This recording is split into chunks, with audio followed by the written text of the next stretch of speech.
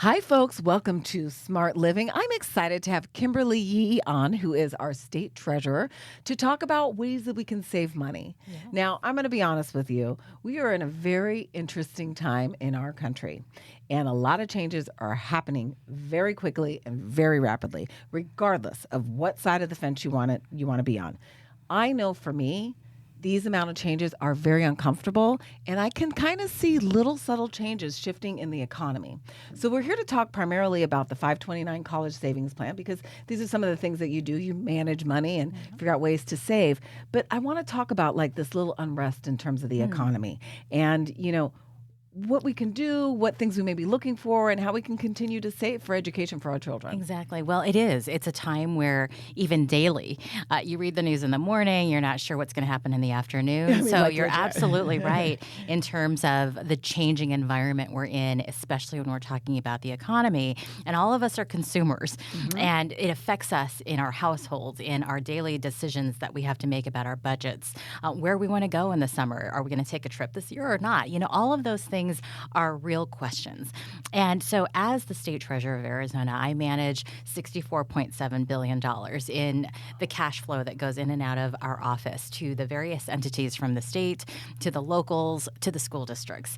And so the conversation about where our economy is and forecasting what that looks like is critical. And so where we are today is, a place where we don't know what that future is going to look like because we've just had a change in the administration. Policies will continue to look differently than what we would have known maybe 4 years ago. And all of that will change the pricing and everything that we know. There is not one real answer today. But what I do know is that there will be a continued inflation, a volatile type of market that we see. The market volatility doesn't change overnight. The inflationary factors are right there, as you can see it on the price of eggs. Yep. And obviously the price of gas for your car, utility prices. All of that kind of comes together, and it can be very scary for a consumer, especially one with families and just trying to make ends meet. So my job as the treasurer is to try to just put information out there, not only for individuals, but for families. And I try to educate young children about being smart about money management, because they're going to be adults one day making very critical decisions about how they manage their money. So with all of that, as the treasurer, I talk to kids about saving, spending wisely, even putting that money in a way to share to those who are in need. And those concepts are real. But to give that to them in a way that is understandable, relatable to children, where they can embrace it and make it fun, is really what I love to do. And the Arizona 529 plan is for that family. It's for every family to really consider, what is my child going to do when they grow up? And how are we as parents supposed to pave that way? Helping them understand that it's kind of a family decision to really put that money aside, no matter how much money that is. It could look very different family to family. But if you don't, you might find yourself in a place where the opportunity isn't there because it was missed. We didn't put any money aside. Okay, so you're saying no matter what, no matter how volatile the world is or the economy is, you're saying put money away. That's the safest thing to do. And sometimes people call it a rainy day fund. A rainy day fund is there in case you have that emergency need. And it's always a safe way to really put your money aside. If you don't need every single dollar of your paycheck, and you can put a certain amount in the bank with savings, it collects interest over time with compound interest. And so that's going to help you along the way if that emergency comes up. Well, in the same way, if your child is going to have a higher education opportunity in the future, say it's going to be college, maybe it's vocational school, maybe it's a training program for workforce skills, there's going to be a little money involved. And it's an important opportunity for them to be skilled. So families can start thinking about that as early as birth. And even if it's $15 a month that is in their budget, that is set aside with interest, and the family is going to get a tax deduction every single year. True, but let me ask you a question, and please educate me on this. Sure. But when the economy isn't doing well, often the interest rates on what you can get yielding is very, very low.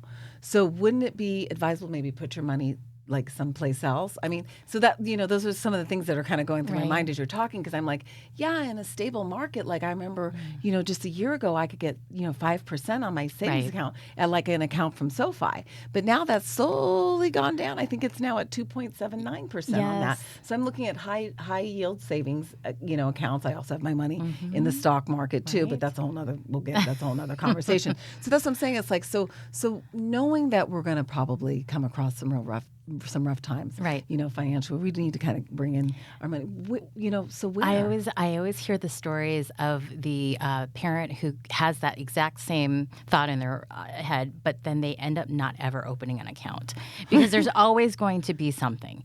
And if they don't open that account at that moment, they will probably never open that account, which means they won't really have a mechanism for saving at any point in time when you have a few extra funds in the bank.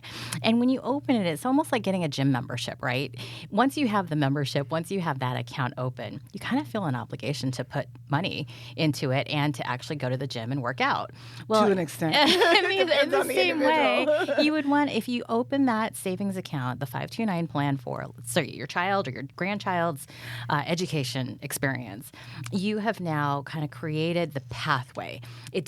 There's no requirement that you have to put any amount in per month. That's up to you. Right. And it's based on your flows on your budget. Right. But opening that account is that first step, and it doesn't cost anything. You just have to put an initial amount when And you it's first tax open it. deductible as you put it in? Yes, as you put your money in, you can get $2,000 per person every year, up to. Tax credit. If you are married and you file jointly, it's $4,000, Okay. and you can have 5 kids in your family, and you get that amount per kid. And that's a tax credit. It's a tax deduction. Tax deduction. There is Sorry, a thank you difference, for the but yes, there is a big difference there. It also grows tax-free. Okay. And it can be used for tuition, for Got it. technology. It could be used for so many different things, books. All of that can be for so many opportunities. So when you pull it out, you're not paying taxes on That's that money, right. and that's the key factor there. It is.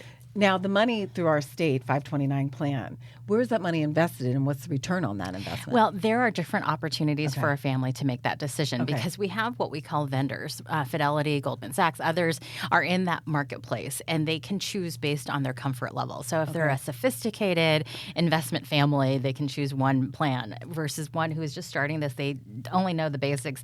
Let's get a very basic plan for them. And that really is for them to choose. And in terms of interest rates, it goes up and down, and it's based on market, the market. So we can't guarantee necessarily what it's going to look like. And it's also based on the funds in that plan. Okay. And it certainly is based on over the period of time that you have had your account. So I always say, open that account. If a child is born, that's the perfect time. Yeah. But it's never too early and it's never too late. Perfect. And I agree with you 100% on that. That's great advice. Never too late to save. But with that being said, on the 529, this might be a subjective question, but can you lose money on that? No, I don't believe so. It really is. I mean, obviously, you can say, oh, I lost because I still an didn't put it investment. in a different type of account. Okay. And if you compare those two, of course, Okay. you could say that you lost money because you didn't put it in an opportunity that increased Right. more. But in this type of savings plan, it is so easy to understand for any basic, saver. The first thing that I always recommend is put aside the amount of money that you believe is a monthly amount, because that can automatically be deducted from your paycheck, and you won't even really know at that point True. because you won't have ever touched it. Right. And that is a number that probably should be, again, kind of the surplus amount that you wouldn't have needed. Right. Then beyond that, if you can increase that amount over time, maybe you get a raise, or maybe there's an obligation that you no longer have Right. financially, Just throw it you in can there. put a little bit more money in. Right. Also, others can put money in. So it doesn't have to be your own obligation for this fund. You can ask the grandparents of that child. You can ask an aunt or an uncle of that child. What's your the friends. incentive, financial incentive for that? The to do tax that? deduction. Okay. Anybody can $2,000. get that tax deduction. Up to $2,000 for the 529 state plan. Yes. Okay. got As it. an individual or a married couple, $4,000. Okay. Perfect. Okay. So now where can people find out information on that? az529.gov is our Okay. website, and we, as I was sharing, have this amazing opportunity for kids to Right. really engage. I was going to say that. So I hear that there's a little art thing going There on for that. Tell me is. about this. Well, we really want to bring kids into this conversation. So we ask them the question, what do you want to be when you grow up? Mm-hmm. And of course, every kid's going to have an answer for you, but we want them to draw it on paper. They can use crayons, markers. Oh my God, what about if they say they're a paint. content creator? Oh, there you go. Oh, what are you going to do with that? How do you me draw that. Sorry. Exactly. I just laugh. Anyway, as creative as they can be. Right, there you go. And it is a contest to engage K through 6th graders statewide on what they want to be when they grow up. They draw it on paper. They submit it by March 9th, and we will select 15 winners to receive $529 towards their AZ 529 plan. Okay, so they have to submit it by this March 9th, and today we're recording this on February 28th, so I probably need to get this up sooner than later. Probably. Okay. And, you know, if they miss it for whatever reason, we have contests around the entire calendar. So if they miss this one, we're going to have an essay contest in the fall. We engage all 15 counties in the state because we have 15 beautiful counties. We will guarantee a winner in every one of the counties. And we really want to celebrate that there are kids from district schools, charter schools, private schools, tribal schools, even homeschoolers. They will all have an opportunity to win these wonderful awards. Now, what I love about it is that we give them this gigantic check that says $529. It's huge. It's even bigger than some of these kids. Right. I'm sure. And they can come to the state capitol and receive that award with their families and their schools. And so we will have that at the end of March. That is great. Well, that's good information. So, Kimberly, I can go on and on and on. I could really take this conversation in a different direction, but we will leave it with the Arizona 529 College Savings Plan. So I appreciate you coming in, sharing with us and parents who are saving to encourage us to save. And we'll leave it at that. Great. So, Thank you for having me. No problem. And if you guys want to get more information on all the things you mentioned and where you want to access the 529 plan for our state, just head to my blog at smartshopperdaphne.com. And don't forget, as always, I'm Daphne Monroe, your smart shopper.